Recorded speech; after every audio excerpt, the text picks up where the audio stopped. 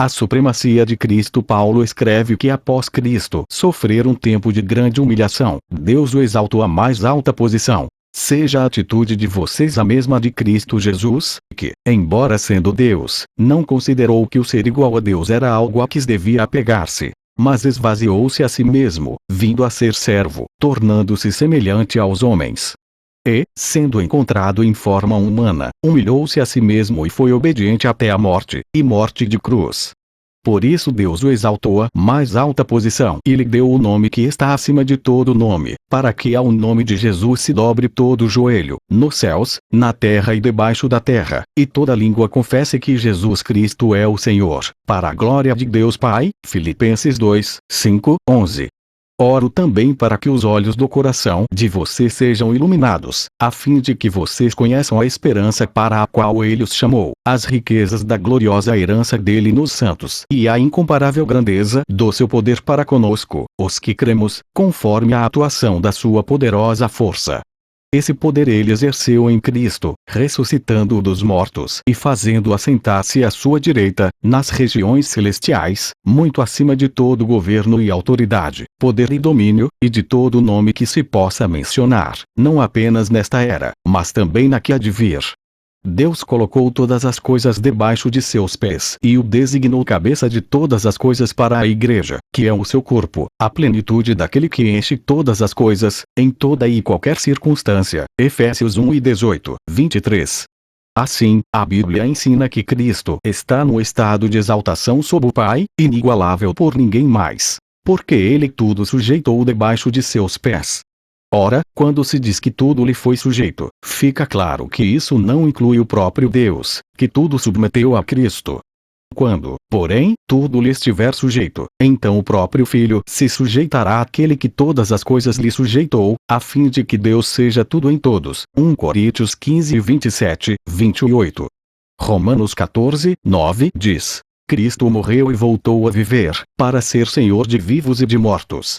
Uma confissão cristã primitiva era: Jesus é o Senhor. Romanos 10, 9, 1 Coríntios 12, 3, e o próprio Jesus diz aos seus em Mateus 28, 18: Foi-me dada toda a autoridade nos céus e na terra. A supremacia de Cristo ilustrada pelas passagens bíblicas supõe a suficiência de Cristo. Paulo diz em Colossenses 1 e 18 que em tudo Cristo tem a supremacia, depois do que ele adiciona: Pois foi do agrado de Deus que nele habitasse toda a plenitude. V. 19. Essa plenitude inclui todas as bênçãos espirituais. Efésios 1, 3, e todos os tesouros da sabedoria e do conhecimento. Colossenses 2, 3.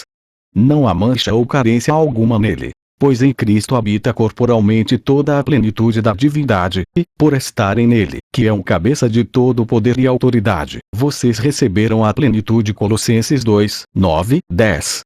A suficiência de Cristo significa que mediante ele temos tudo de que necessitamos para a vida e para a piedade. 2 Pedro 1, 3, e que não há necessidade de procurar outras fontes de poder e orientação espirituais além das que estão disponíveis através dele. Todavia, muitos cristãos professos em nossos dias estão procurando ajuda a partir de fontes ilegítimas, ao passo que as soluções para os seus problemas estão prontamente disponíveis através da oração em nome de Jesus e do conhecimento da Escritura. Muitas pessoas que alegam ser cristãs, no entanto, ficam envolvidas com práticas ocultas tais como astrologia, horóscopo, necromância e todas as variedades de adivinhação. Porém, essas coisas são proibidas por Deus. Não pratiquem adivinhação nem feitiçaria. Levítico 19 e 26. Não recorram aos médiuns, nem busquem a quem consulta espíritos, pois vocês serão contaminados por eles. Eu sou o Senhor, o Deus de vocês. Levítico 19, 31. Voltarei o meu rosto contra quem consulta espíritos e contra quem procurar médiuns para segui-los, prostituindo-se com eles.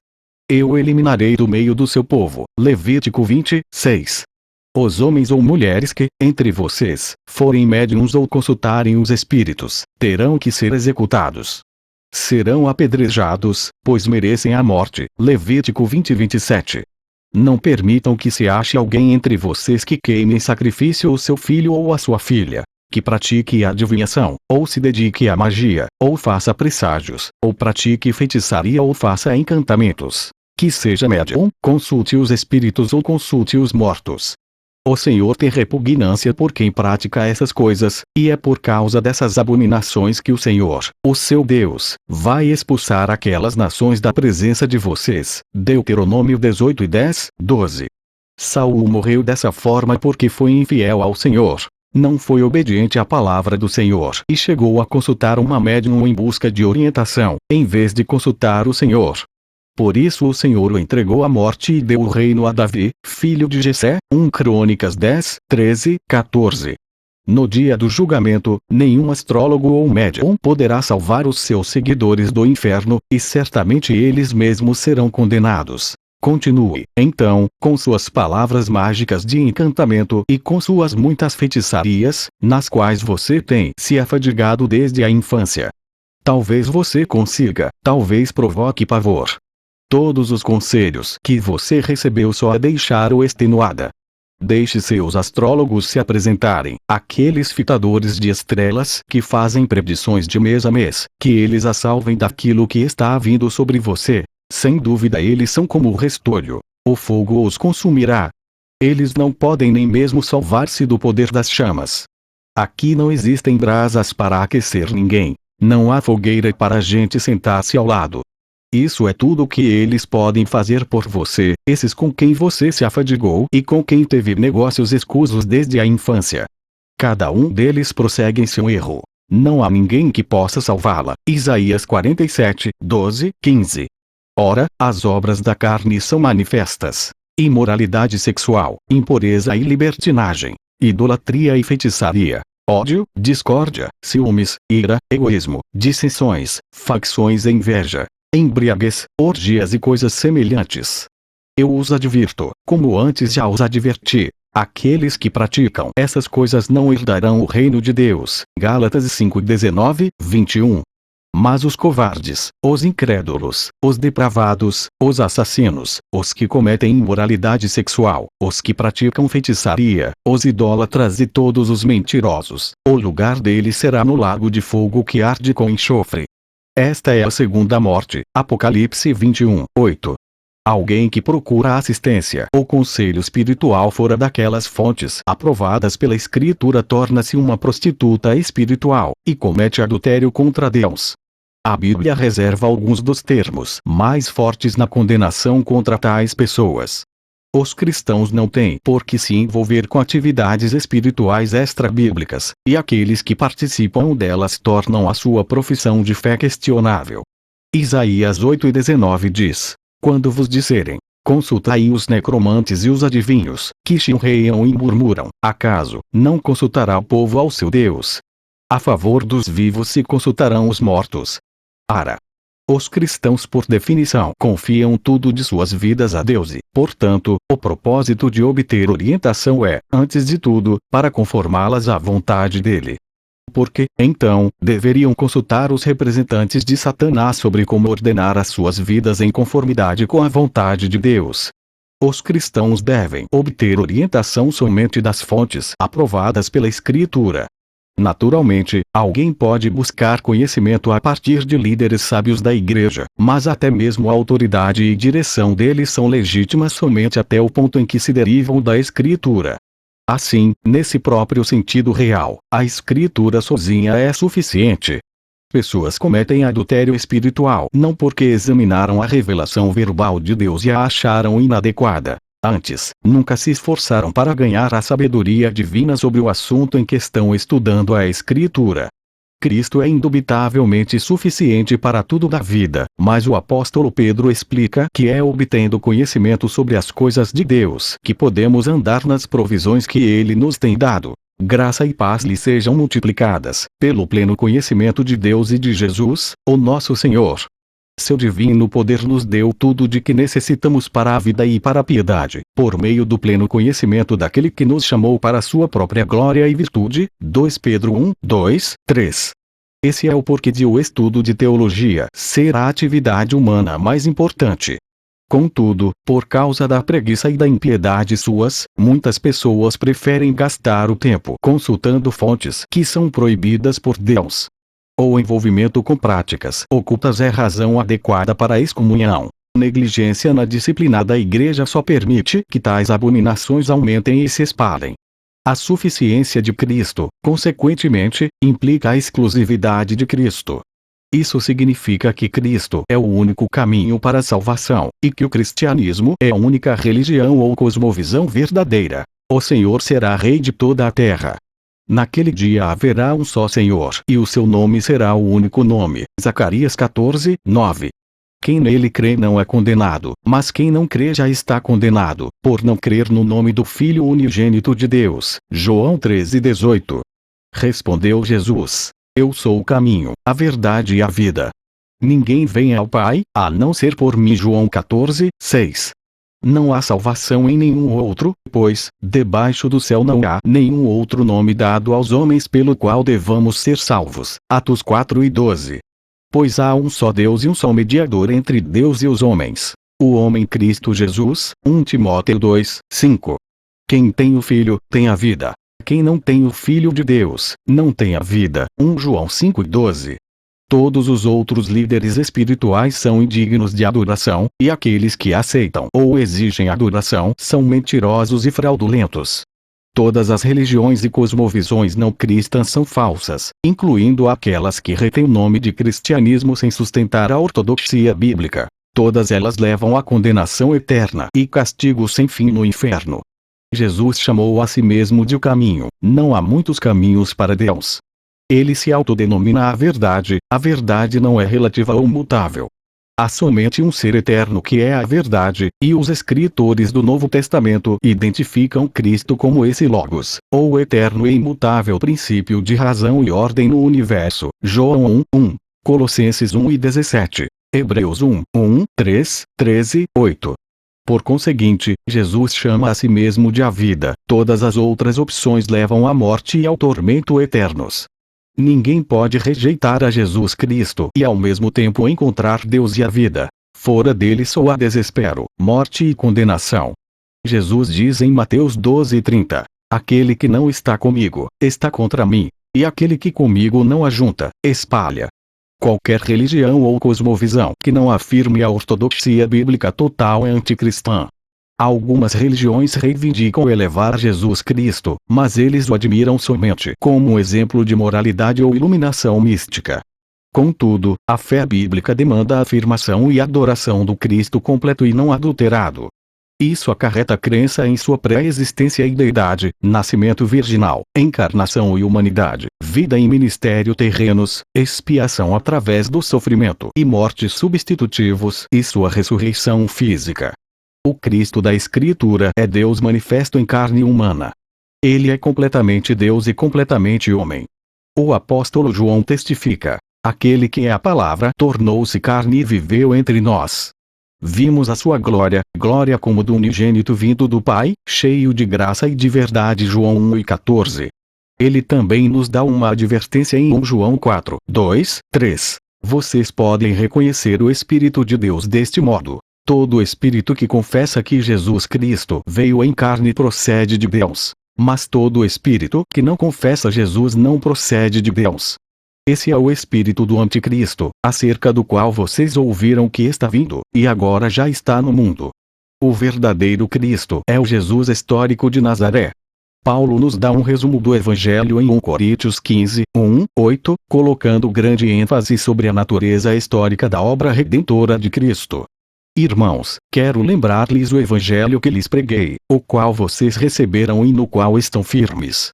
Por meio deste Evangelho vocês são salvos, desde que se apeguem firmemente à palavra que lhes preguei. Caso contrário, vocês têm crido em vão. Pois o que primeiramente lhes transmiti foi o que recebi: que Cristo morreu pelos nossos pecados, segundo as Escrituras, foi sepultado e ressuscitou no terceiro dia, segundo as Escrituras, e apareceu a Pedro e depois aos 12. Depois disso apareceu a mais de 500 irmãos de uma só vez, a maioria dos quais ainda vive, embora alguns já tenham adormecido. Depois apareceu a Tiago e, então, a todos os apóstolos. Depois destes apareceu também a mim, como a um que nasceu fora de tempo. A fé no Jesus histórico e na sua obra é de importância primária. V. 3. O apóstolo declara que é por meio deste evangelho que vocês são salvos, e que devemos nos apegar firmemente a ele. O Cristo bíblico não é uma figura mística ou ideológica, mas a segunda pessoa do Deus Trino manifestada no tempo e no espaço. Sua morte, sepultamento, ressurreição e ascensão foram eventos históricos com significância espiritual, e não simbólicos ou mitológicos. Pedro diz: de fato, não seguimos fábulas engenhosamente inventadas, quando lhes falamos a respeito do poder e da vinda de nosso Senhor Jesus Cristo. Ao contrário, nós fomos testemunhas oculares da Sua Majestade. 2 Pedro 1:16. Há várias religiões falsas nas quais Cristo é apresentado como pouco menos do que um símbolo ideológico ou exemplo moral. Quando muito é ele reconhecido como um verdadeiro profeta, mas não como Deus Filho. Mas qualquer religião que não afirme a pessoa e obra de Cristo no sentido bíblico e histórico é do anticristo. Um Cristo simbólico que não é nada mais do que uma ideia e privado de sua obra redentora realizada na história não pode salvar a ninguém. Um Cristo que não é completamente Deus e completamente homem não é o Cristo bíblico de forma alguma. O verdadeiro cristianismo deve sustentar a supremacia e exclusividade de Cristo. Contudo, os fundadores de algumas religiões não cristãs declararam a si mesmos como os últimos profetas da parte de Deus. Eles declararam que substituíram a autoridade de Cristo e que tiveram a autoridade de adicionar algo à revelação bíblica. Embora alguns desses que vieram após Cristo reivindiquem, cada um deles, ser o profeta final, outros se levantaram e declararam os anteriores como sendo obsoletos, que agora eles é que eram as vozes autorizadas de Deus para a humanidade, e os únicos verdadeiramente iluminados. O estudante de apologética ou religião comparada deve honrar a Cristo examinando os erros e contradições dentro desses falsos sistemas de pensamento, e aniquilar totalmente suas pretensões de verdade. Todas as religiões falsas, tais como o islamismo, o mormonismo e budismo, facilmente se demonstram como sendo tolas e incoerentes. Ora, Paulo diz o seguinte: esforço-me para que eles sejam fortalecidos em seu coração, estejam unidos em amor e alcancem toda a riqueza do pleno entendimento, a fim de conhecerem plenamente o mistério de Deus, a saber, Cristo. Nele estão escondidos todos os tesouros da sabedoria e do conhecimento, pois foi do agrado de Deus que nele habitasse toda a plenitude. Colossenses 2, 3, 1 e 19. Em Cristo estão ocultos todos os tesouros da sabedoria e do conhecimento. Certamente, isso tem que ser verdadeiro se Jesus é o Deus onisciente. Cristo possui toda a sabedoria e conhecimento, e ele se tornou sabedoria de Deus para nós. 1 Coríntios 1:30. Nenhum profeta anterior podia reivindicar ter possuído todos os tesouros da sabedoria e do conhecimento, ou ter sido a encarnação de Deus. Como Hebreus 1:3 diz: há muito tempo Deus falou muitas vezes e de várias maneiras aos nossos antepassados por meio dos profetas, mas nestes últimos dias falou-nos por meio do Filho, a quem constituiu herdeiro de todas as coisas e por meio de quem fez o universo. O Filho é o resplendor da glória de Deus e a expressão exata do seu ser, sustentando todas as coisas por sua palavra poderosa. Depois de ter realizado a purificação dos pecados, ele se assentou à direita da majestade nas alturas. Deus falou através dos profetas no passado, mas agora ele havia falado através do seu Filho, em quem estão ocultos todos os tesouros da sabedoria e do conhecimento. Ele é também aquele que criou e até agora sustenta o universo. Portanto, o Cristo bíblico tem conhecimento exaustivo de todas as coisas. Se toda a sabedoria e conhecimento estão em Cristo, então, diferentemente dos profetas que vieram antes dele, ele foi a revelação completa e final de Deus para a humanidade. Visto que era a expressão completa de Deus, Hebreus 1:3, não há nada mais que alguém após ele possa revelar, que já não esteja em Cristo. Tanto os profetas antes de Cristo e os apóstolos depois proclamaram a ele como a revelação completa de Deus, e nenhum escritor bíblico reivindicou suplantá-lo. visto ser ele a expressão ou revelação completa de Deus, não há ninguém após ele que possa por direito pretender ser seu equivalente ou superior, nem que possa oferecer revelações que contradigam, atualizem ou substituam a revelação cristã na Escritura. É estranho que muitos dos profetas que alegam substituir Cristo, ao mesmo tempo tentaram honrá-lo como um verdadeiro profeta de Deus. Não obstante, essa pessoa a quem reconhecem ter vindo de Deus também disse: "Quem me vê, vê o Pai." João 14, 9. Jesus era a revelação divina perfeita e completa porque era o próprio Deus. Como então pode alguma vez existir um mensageiro ou revelação maior, mais atual e relevante? Se alguém admite que o cristianismo é verdadeiro, então deve confessar também que todas as outras religiões e cosmovisões são falsas. De outra forma, ele não estaria admitindo realmente sua veracidade, visto que a exclusividade é integral para ele. Se ele afirma que o cristianismo é falso, então se distancia da cosmovisão cristã e assume uma outra. Isso gera uma colisão de cosmovisões, dando ao cristão uma oportunidade para aniquilar totalmente as crenças de seus oponentes em debate e para torná-lo um exemplo público. Ou alguém crê que o cristianismo é verdadeiro, ou crê que ele é falso. Se crê que o cristianismo é verdadeiro, então todas as outras religiões e cosmovisões são falsas. Se crê que esse é falso, então ele deve derrotá-lo no campo de batalha da argumentação racional. Alegar que o cristianismo é só parcialmente verdadeiro ou mesmo na sua maior parte, é equivalente a dizer que ele é falso, visto o próprio cristianismo reivindicar ser totalmente verdade em todo aspecto e detalhe. Está popular dizer que há alguma verdade em toda religião, que não se deve afirmar sua própria religião pela exclusão total das outras, e que se tem sempre que respeitar a religião alheia. Mas esse é um ato de covarde transigência. Que até mesmo alguns cristãos professos considerem isso uma opção legítima reflete o seu comprometimento fraco ou inexistente para com Cristo e as faltas de ensinamento bíblico adequado e de disciplina na igreja.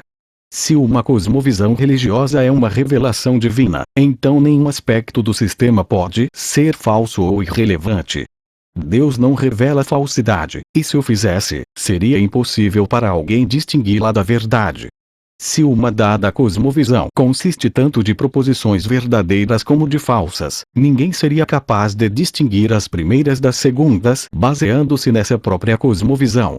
Se alguém distingue o que é verdadeiro do que é falso numa determinada cosmovisão, isso necessariamente implica que ele está pressupondo outra cosmovisão como seu padrão de verdade, a qual ele sabe ou admite ser totalmente correto, pela qual ele está agora avaliação a outra cosmovisão em questão. Ele deve presumir seu padrão de verdade como tal, visto que de outra forma ele não seria capaz de avaliar se diferentes aspectos de outra cosmovisão são verdadeiros ou falsos. Sendo esse o caso, ele não estaria aprendendo algo da cosmovisão que está sob escrutínio, visto que já adotou uma que ele supõe como sendo inteiramente verdadeira.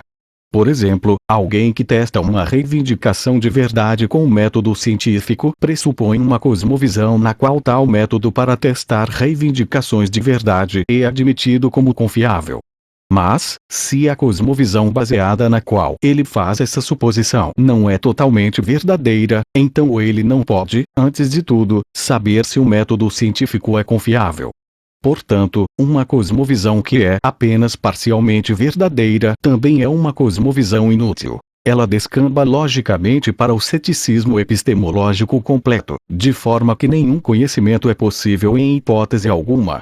A reivindicação cristã é que toda a Bíblia é verdadeira, e se toda a sabedoria e conhecimento estão em Cristo, então tudo que é verdade nas outras religiões e cosmovisões foi roubado do cristianismo. Se os não cristãos alegarem então que tal informação vem da própria cosmovisão deles, eles se tornam plagiários e hipócritas, mesmo se partindo de uma perspectiva humana. Mas isso é muito mais sério da perspectiva divina. Portanto, a ira de Deus é revelada dos céus contra toda a impiedade e injustiça dos homens que suprimem a verdade pela injustiça, pois o que de Deus se pode conhecer é manifesto entre eles, porque Deus lhes manifestou. Porque, tendo conhecido a Deus, não o glorificaram como Deus, nem lhe renderam graças, mas os seus pensamentos tornaram-se fúteis e o coração insensato deles obscureceu-se. Dizendo-se sábios, tornaram-se loucos. Romanos 1, 18, 19, 21 e 22.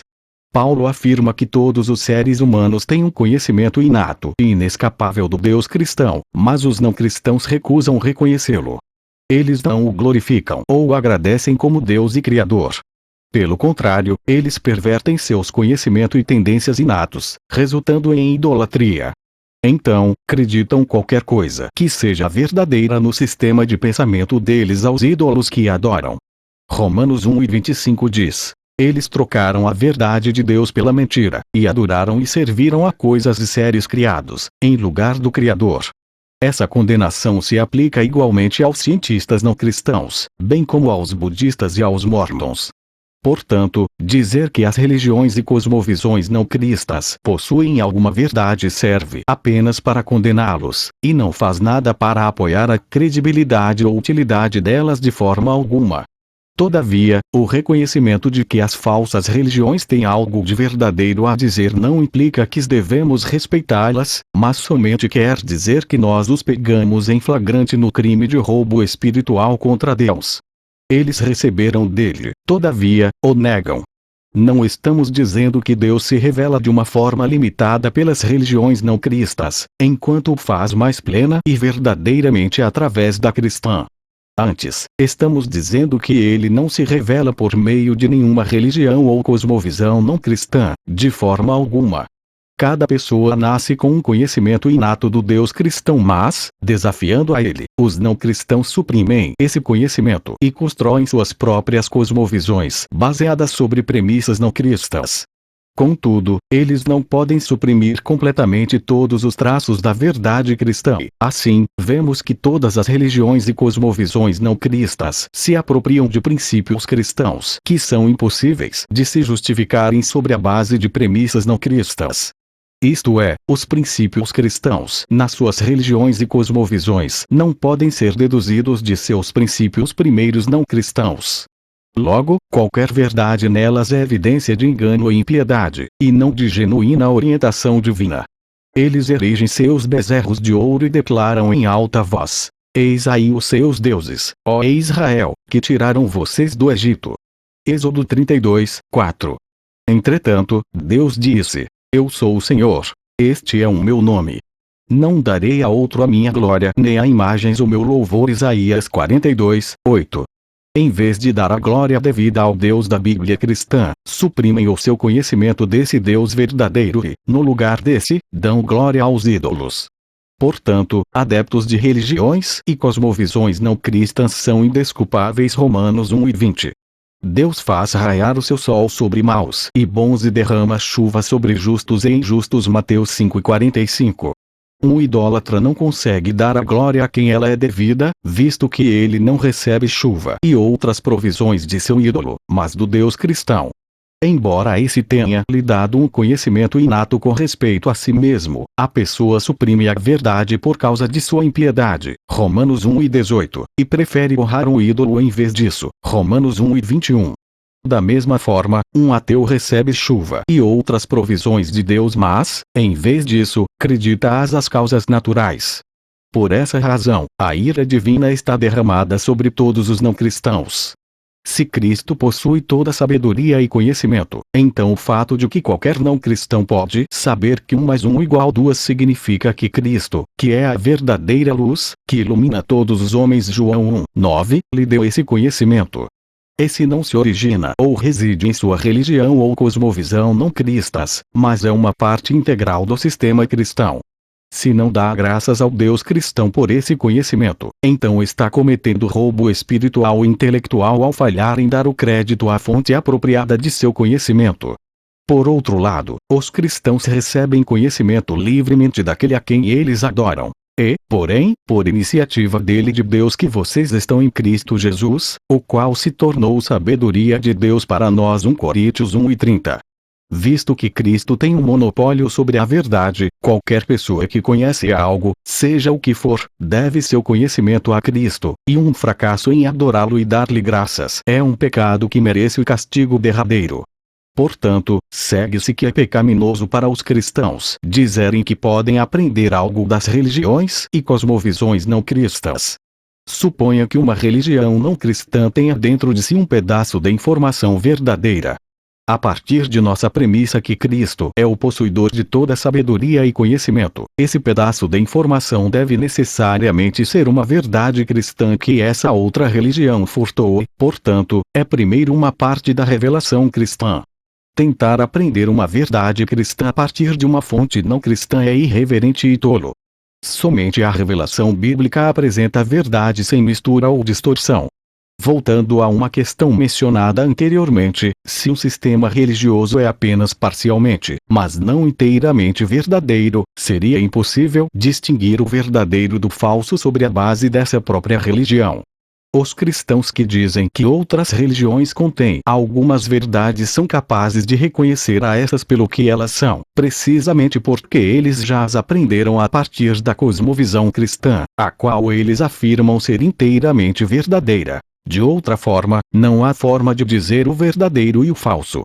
Suponha um determinado sistema de pensamento que inclua as seguintes proposições: 1. X é um homem. 2. X é um contador. Se na realidade, 1 é verdade, mas 2 é falso, como alguém afirmará 1 e negará 2, a menos que ele já conheça X?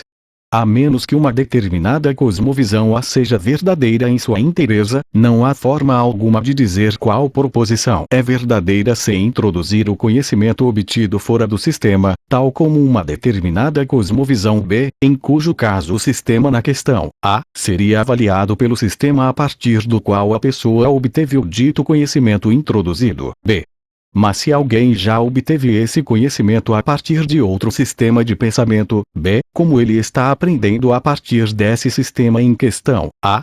Ele está julgando, não aprendendo a partir dele. Não há nada para aprender a partir de uma religião ou cosmovisão que não seja inteiramente verdadeira. Alguém pode aprender somente a partir de um sistema de pensamento se o mesmo for verdadeiro em sua inteireza, e então pode usar o conhecimento adquirido para avaliar outro sistema não inteiramente verdadeiro, mas não aprender dele. Dizer que uma determinada religião ou cosmovisão possui alguma verdade é, pois, condená-la como inapropriada para a crença, e não louvá-la ou honrá-la em hipótese nenhuma.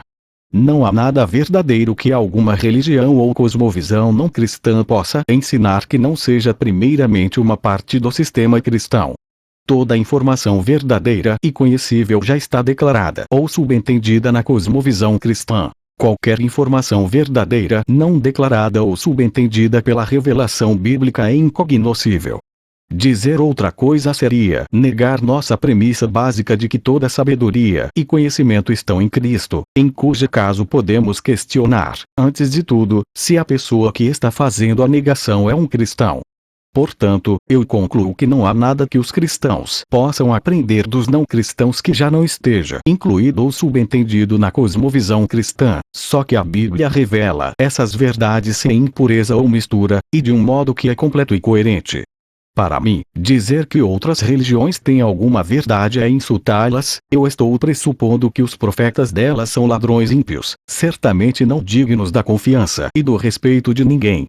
Paulo diz: a intenção dessa graça era que agora, mediante a Igreja, a multiforme sabedoria de Deus se tornasse conhecida dos poderes e autoridades nas regiões celestiais. Efésios 13:10. Deus pretende que a Igreja o glorifique, manifestando sua sabedoria no contexto da proclamação de uma mensagem exclusiva. Ele certamente não tensionou que a Igreja louvasse religiões e cosmovisões não cristãs pela sabedoria e conhecimento que elas têm roubado de nós, e menos ainda que a Igreja afirmasse a falsidade nas outras religiões e cosmovisões como verdades. As religiões e cosmovisões não cristãs podem conter diversas proposições verdadeiras, sempre suficientes para fazê-las culpadas, mas nunca para tornar a salvação possível. A mesma crítica contra as religiões não cristãs se aplicam às cosmovisões que reivindicam ser não religiosas. Por exemplo, os cristãos não podem aprender nada a partir da cosmovisão ateísta, a menos que o ateísmo seja verdadeiro sem sua inteireza. O ateu não pode conhecer nada, de forma alguma, se não for por Cristo, o Logos, que facilita o conhecimento e a comunicação entre os homens. Não há nada na cosmovisão não cristã que possa oferecer alguma verdade ao cristão que já não esteja na cosmovisão cristã. Por exemplo, um cristão pode obter um gole de água de um ateu, que a tem para oferecer através da coleta de chuva. Mas a chuva não vem de e não pode ser definitivamente explicada por nada inerente à cosmovisão ateísta. Antes, a chuva vem do Deus cristão. A diferença é que o cristão dá graças a Deus pela água, mas o ateu não, e não consegue reconhecer o verdadeiro Deus, que é a fonte última da chuva. O ateu peca e compromete sua alma à condenação eterna. Da mesma forma, um estudante cristão pode aprender que 1 mais 1 igual 2 a partir de um tutor ateu, mas esse pedaço de informação pertence a Cristo, que tem toda a sabedoria e conhecimento. O ateu está simplesmente ensinando ao cristão algo que é inerente à cosmovisão cristã, que ele aprendeu de Cristo, o Logos, sem dar as devidas graças a Deus. Por outro lado, o cristão reconhece que todo conhecimento pertence a Cristo, e dá graças a Deus por esse pedaço de informação. Para falar em termos de proposições, todas as proposições verdadeiras são, na verdade, proposições cristãs, elas são a propriedade de Cristo. Portanto, são muito mais apropriada e corretamente expressas dentro do contexto da cosmovisão cristã. Assim, dizer que os cristãos podem, de fato, aprender o verdadeiro conhecimento a partir dos não cristãos, tal como 1 mais 1 igual 2, não significa que é desejável assim o fazer, visto que algum grau de distorção e limitação inevitavelmente ocorrerá por causa das pressuposições não cristãs daqueles que ensinam. Até mesmo o conhecimento que é aparentemente não religioso em natureza é mais bem expresso e ensinado dentro de um contexto explicitamente cristão. Por exemplo, se Deus é o governador e planejador da história, então um livro-texto sobre as civilizações ocidentais que deixa de mencionar a providência divina não é um bom texto de história de forma alguma, visto que negligencia o próprio fator que determina todos os eventos e progressos históricos.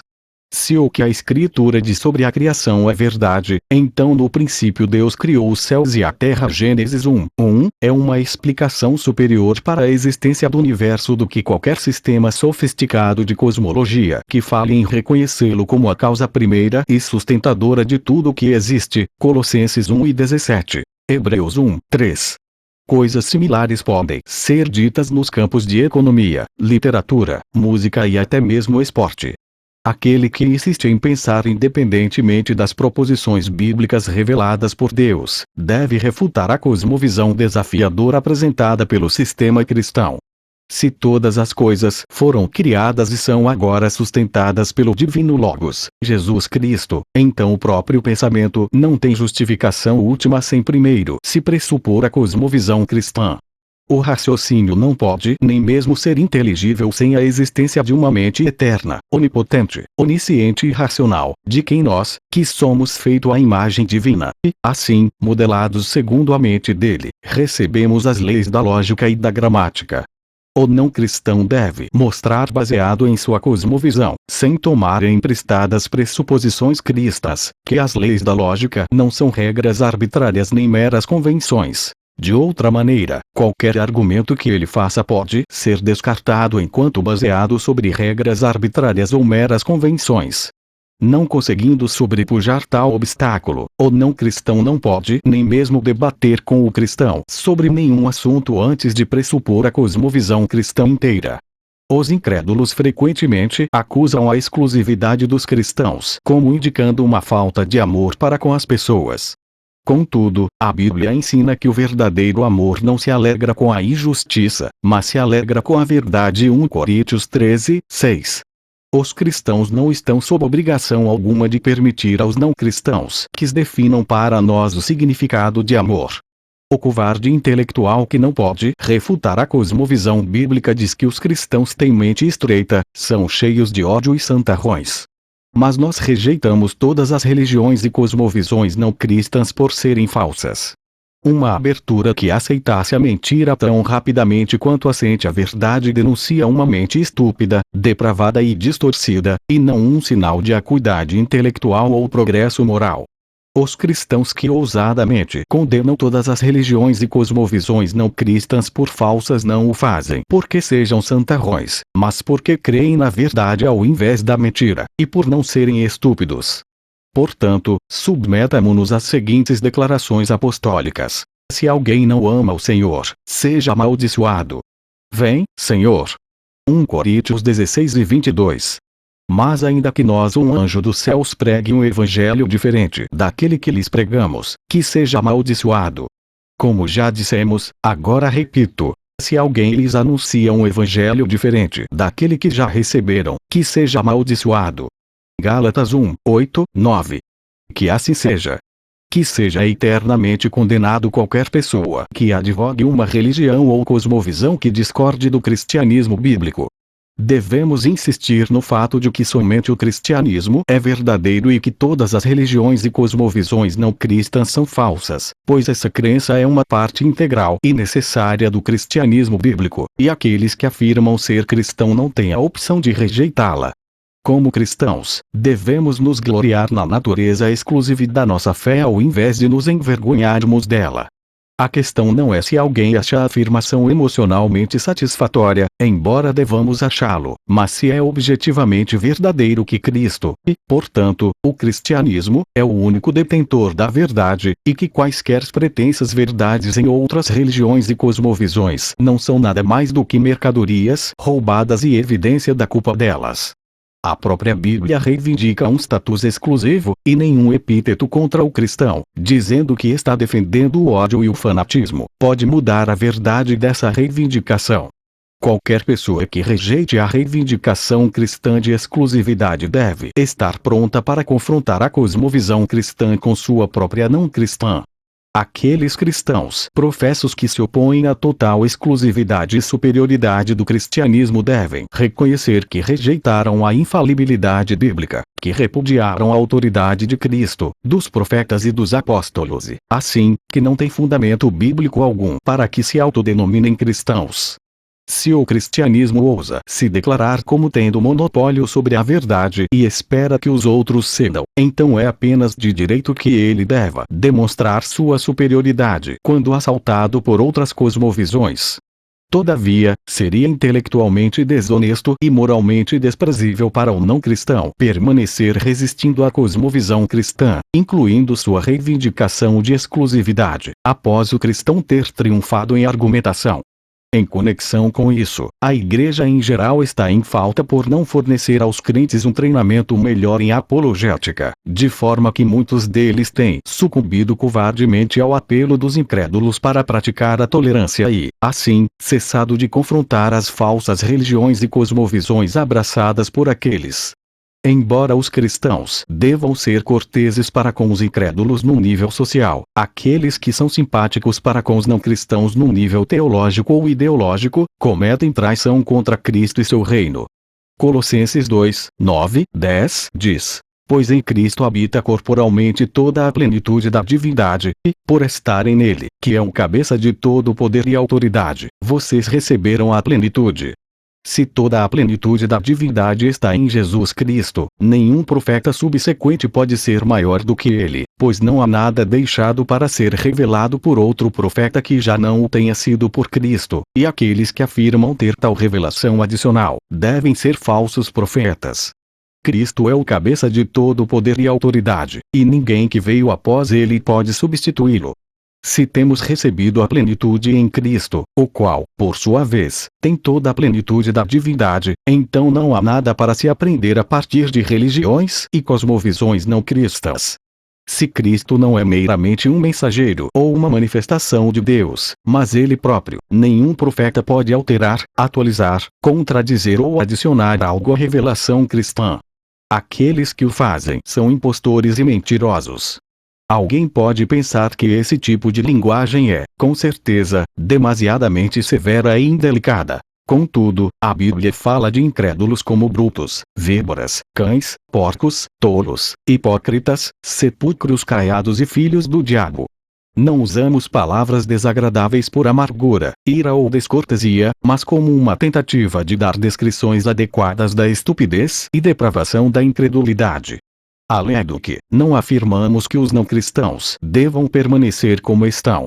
Aqueles dentre nós que foram salvos, também vivíamos entre eles, satisfazendo as vontades da nossa carne, seguindo seus desejos e pensamentos. Como os outros, éramos por natureza merecedores da ira. Efésios 2, 3.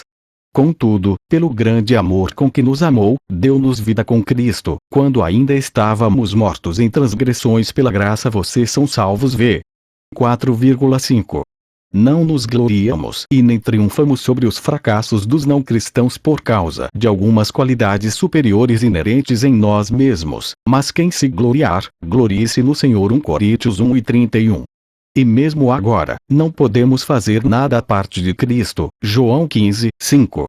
Os cristãos que professam fé em Cristo devem entender a quem pelo que eles se comprometeram. Aqueles que se chamam de cristãos e que, ao mesmo tempo, experimentam grande dificuldade com as reivindicações bíblicas de exclusividade, deveriam examinar a si mesmos para ver se são cristãos autênticos. 2 Coríntios 13, 5, ou se compreenderam muito erroneamente a mensagem do Evangelho e, portanto, experimentaram falsas conversões. Muitas pessoas aceitaram uma versão diluída e distorcida do cristianismo, pessoas essas que rejeitariam imediatamente uma apresentação correta do cristianismo bíblico se essa lhes houvesse sido apresentada na ocasião. Se eles entendem a verdadeira natureza do cristianismo como uma religião e cosmovisão exclusivas, mas continuam a negar a supremacia e autoridade exclusiva de Cristo, repudiando assim a fé cristã, então por qual definição eles são cristãos genuínos? Em que sentido pode alguém ser um cristão se declara que Cristo pode ser somente uma opção entre muitas, e que suas próprias reivindicações de autoridade e verdade exclusiva estão equivocadas? Mateus 28, 18. João 14, 6. Em que sentido uma pessoa que conscientemente contradiz os apóstolos Pedro e Paulo, Atos 4 e 12, 1 Timóteo 2, 5, pode ser cristã? Ela falsamente chama sua fé de cristianismo, visto que desafia declarações bíblicas sobre um assunto dos mais importantes. Devemos confrontar os cristãos professos indecisos dentro da igreja, de forma que devam escolher de uma vez por todas a quem eles servirão, Josué 24, 15, e parem de ter uma mente dúbia ou de oscilar para um lado e para o outro. Reis 18 e 21. Se o cristianismo é verdadeiro, então todas as religiões e cosmovisões não cristãs são falsas. Se qualquer outra religião ou cosmovisão é verdadeira, então o cristianismo não pode ser ao mesmo tempo verdadeiro. Muitos cristãos condenam prontamente o roubo, o adultério e o assassinato, com uma posição aparentemente inamovível e não passível de transigência. Contudo, ao mesmo tempo fomentam um tipo de diálogo de não confrontação com religiões e cosmovisões não cristãs que denunciam uma atitude de ver a idolatria como não sendo tão ímpia como são os pecados. Isso revela que seu padrão ético é, antes de tudo, mais humanístico do que bíblico, mas antropocêntrico do que teocêntrico. Ficam horrorizados com os crimes violentos, mas consideram o ateísmo e a idolatria com uma bondade e empatia humanísticas. Contudo, a falsa adoração é um pecado muito maior do que o assassinato ou estupro. Jesus diz que o primeiro e maior mandamento é: ame o Senhor, o seu Deus, de todo o seu coração, de toda a sua alma e de todo o seu entendimento. Mateus 22, 37, 38, enquanto amar seus companheiros seres humanos é designado como o segundo mandamento. V. 39. Logo, é contra o padrão bíblico de ética lamentar crimes contra a humanidade mais do que pecados contra o único Deus verdadeiro. Minha preocupação é se cristãos consideram o ateísmo e a idolatria como sendo os mais sérios dos pecados, ou se podem ignorar os 4 primeiros mandamentos do Decálogo enquanto que obedecem ao restante. Estou convencido de que a atitude indiferente e acomodada de muitos cristãos para com os pecados do ateísmo e da idolatria deixa de refletir a denúncia extrema da Escritura contra eles. E, na medida em que nossos pensamentos discordam dos pensamentos de Deus, pecamos contra ele, fazendo-o um mentiroso. Temos de apelar aos cristãos para que se decidam, pois se professam a Jesus Cristo como Senhor, devem renunciar permanentemente às suas predisposições de idolatria e sincretismo, e defender que o conhecimento da salvação é encontrado na Escritura somente, que a obra redentora de Deus é apropriada apenas através de Cristo, e que essa só é aplicada ao indivíduo pela fé. Quem rejeita a noção de que uma religião ou cosmovisão possa ser exclusivamente verdadeira já está praticamente exclusividade ao dizer que é exclusivamente verdade que nenhuma religião pode fazer reivindicações exclusivas. Todas as religiões exclusivas devem ser excluídas de aceitação. O apelo à tolerância ou para sermos inclusivos em nossa teologia é frequentemente uma escusa para evitar tratar com várias e irreconciliáveis contradições entre as cosmovisões. O não cristão deveria parar de ser um covarde intelectual, encarar a realidade, e admitir que por causa dessas reivindicações contraditórias, nem toda cosmovisão pode ser verdadeira. O que dá aos incrédulos o direito de serem intolerantes para com as nossas reivindicações exclusivas, antes de mais nada? Se eles são verdadeiramente tolerantes, por que eles não toleram nossos ataques e não se defendem como resposta? Mas eles se defendem sim, veementemente atacando o cristianismo, mas não atacam alvos fáceis, tais como o islamismo ou o budismo com frequência, se é que alguma vez o fazem. Não obstante, essas outras religiões também fazem fortes reivindicações exclusivas. É apenas um caso de ignorância no estudo das religiões, ou é um caso de preconceito seletivo equivalente a uma conspiração satânica contra a verdadeira fé? Porque os incrédulos focalizam seus esforços no ataque ao cristianismo? Várias coisas podem se passar em suas mentes distorcidas e depravadas, mas há duas possibilidades óbvias. Primeiro, somente a cosmovisão cristã se coloca como uma ameaça para eles, de um ponto de vista intelectual. Segundo, na realidade há apenas dois grupos de pessoas no mundo, cristãos e não cristãos. Gênesis 13:15. Jesus diz: aquele que não está comigo, está contra mim. Mateus 12:30. Do ponto de vista de Deus, todos os não cristãos estão do mesmo lado, quer sejam eles ateus, budistas ou mormons. Trata-se, definitivamente, de um caso da verdade única contra uma variedade de falsidades, e não de várias cosmovisões dignas competindo por domínio. Há aqueles que dizem que a intolerância intelectual e ideológica resulta de ignorância. Contudo, esses próprios indivíduos rejeitam certas proposições baseados no que eles alegam ser conhecimento, não ignorância. Por exemplo, rejeitam a ideia de que a Terra é chata devido ao conhecimento que afirmam terça-feira. Por conseguinte, a intolerância intelectual e ideológica é a miúde uma reivindicação de conhecimento. Podemos argumentar sobre se esse conhecimento alegado é verdadeiro, mas o próprio ato de debate pressupõe que cada um considera os outros como estando errados, e que cada um está disposto a expor os erros dos outros. Por outro lado, a tolerância é uma marca de ignorância. Alguém que não sabe o que é verdade ou falso não tem base sobre a qual rejeitar qualquer ideia ou crença. Jamais devemos tolerar a falsidade, mas sim expô-la e destruí-la. Todavia, não fazemos isso através de violência física, mas por irrestrita e sem piedade atitude intelectual no diálogo e na argumentação racional. Como Paulo diz: as armas com as quais lutamos não são humanas. Ao contrário, são poderosas em Deus para destruir fortalezas. Destruímos argumentos e toda pretensão que se levanta contra o conhecimento de Deus, e levamos cativo todo pensamento, para torná-lo obediente a Cristo. 2 Coríntios 10:4-5. A honestidade e a coragem exigem que promovamos o confronto das cosmovisões em debate privado e público, e que decidamos de antemão que aquelas que não podem suportar o escrutínio intenso devem ser abandonadas como sendo falsas. O cristianismo será a única cosmovisão que permanecerá de pé quando a poeira se assentar,